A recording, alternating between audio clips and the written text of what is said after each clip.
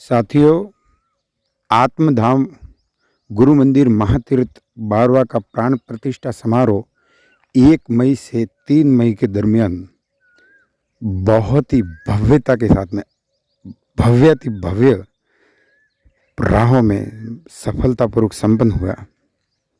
बहुत ही खुशी की बात है कि राजपुरोहित समाज के इतिहास में एक और स्वर्णिम पन्ना जुड़ गया और परम पूज्य प्रातः स्मरणीय पीठाधीश्वर गादीपति बाबा श्री तुलसाराम जी की उपस्थिति जहाँ भी होती है, एक दिव्यता, एक ओरा जो कि जिसको कहते हैं आभा मंडल, एक जैसे साक्षात खेताराम जी बाबा और ब्रह्मा जी की कृपा, ऐसा लगता है जैसे आसमान से अनंत फरिश्ते बाबा श्री तुलसाराम जी के साथ वहाँ पे मौजूद थे।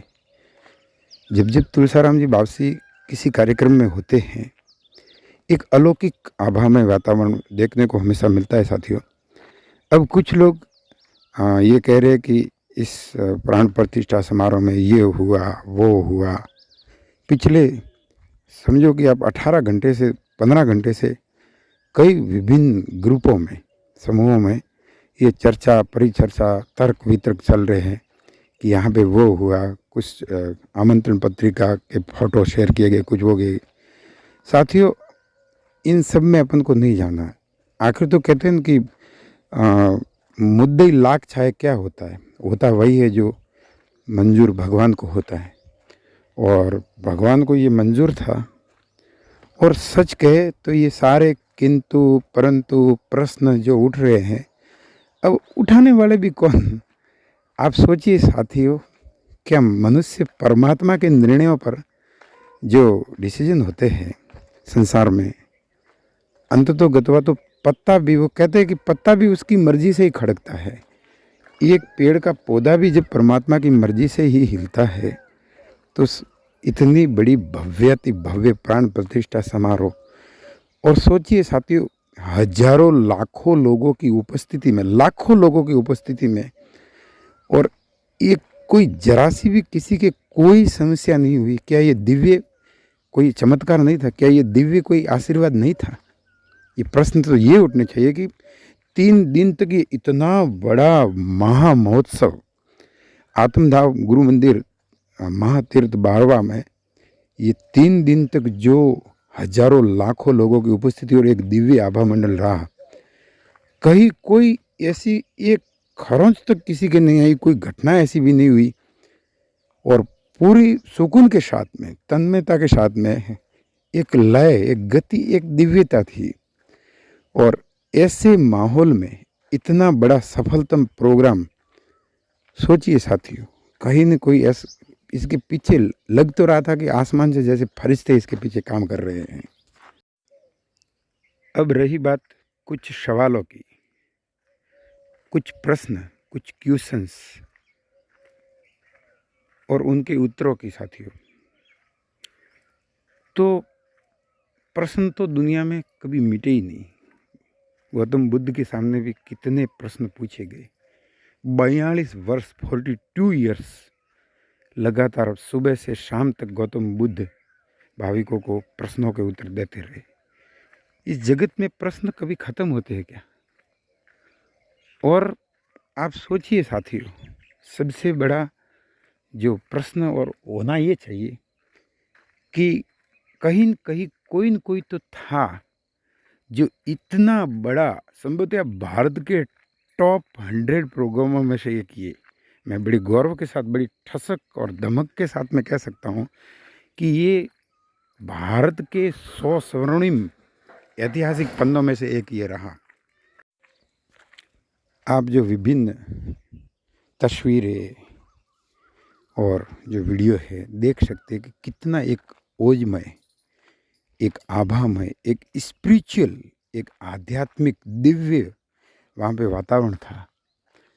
और इन सब के दरमियान अब वापस आते हैं कि भाई कई तरह के सवाल और कई तरह की बहस।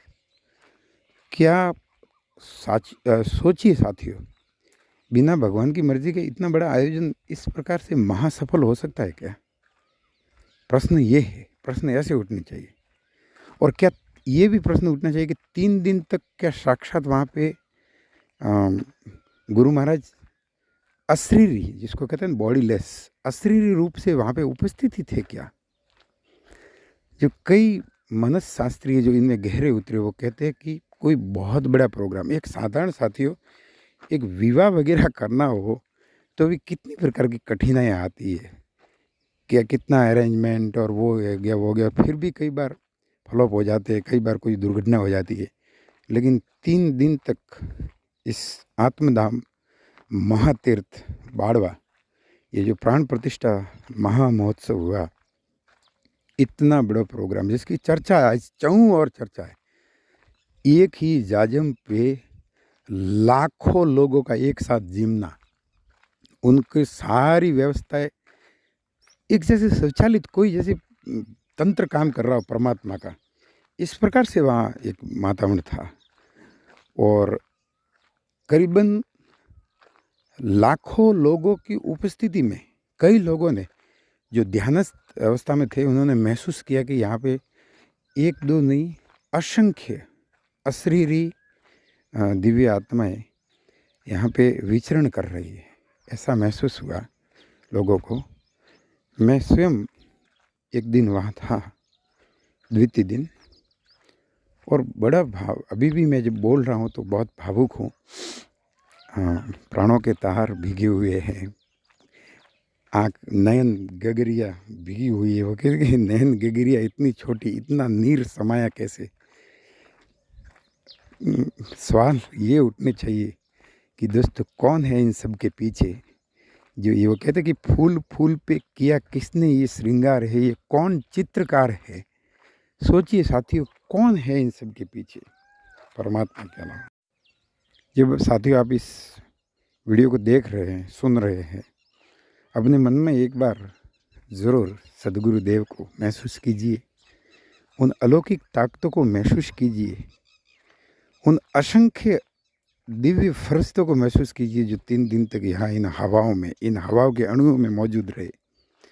और मन में ज़रूर उनके लिए एक दिव्यता भरा एक जयकारा महसूस कीजिए, बोलिए एक बार, मैं कहता हूँ बोलिए अपने अपने माता पिता सदगुरुदेव की जय हो, बोलिए ब्रह्म ऋषि श्री खेतेश्वर जी भगवान की जय हो, और शिक्षा सारथी अनंत विभूषित प्रातः स्मरणीय पूज्यपाद बाबूजी आत्मानंद जी महाराज की जय हो।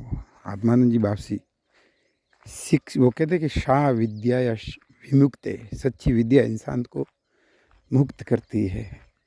तो बाबूजी आत्मानंद जी को जब जब स्मरण करते कितना पावन दिव्य, ये आप खेताराम जी बाबूजी पूज्य आत्मानंद जी बाबूजी पूज्य तुलसाराम जी बाबूजी, इनके चेहरे को आप फेस रीडिंग, इन चेहरे को कभी आप देखिए गौर से साथियों, आपको तीनों में एक दिव्यता, एक समानता, एक सामीप्यता, एक सिमिलरिटी एक महसूस होगी। वही कहते हैं कि बल्ब अलग हो सकते हैं लेकिन इलेक्ट्रिसिटी वही है।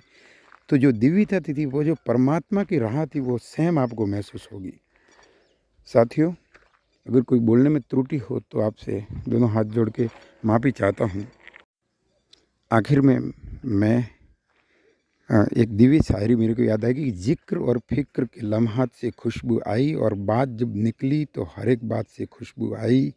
साथियों में सो गया था बाड़वा महातीर्थ धाम की इस प्राण प्रतिष्ठा के बारे में सोच के मेरी हर एक सांस सांस से सभी गुरुदेवों की याद आई।